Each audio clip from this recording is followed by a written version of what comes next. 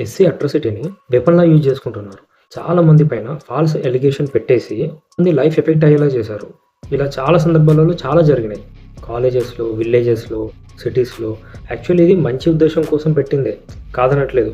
But దీన్ని misuse చేసుకుంటున్నారు చాలామంది. రీసెంట్‌గా మీకు జరిగింది ఒక నాన్ జనరల్ అబ్బాయి జనరల్ అమ్మాయికి లవ్ ప్రపోజ్ చేస్తే తను నో చెప్పినందుకు తన పైన ఫాల్స్ అలిగేషన్ పెట్టేసి అట్రాసిటీ కేసు పెట్టేశాడు. సో అది ఎంతవరకు కరెక్ట్?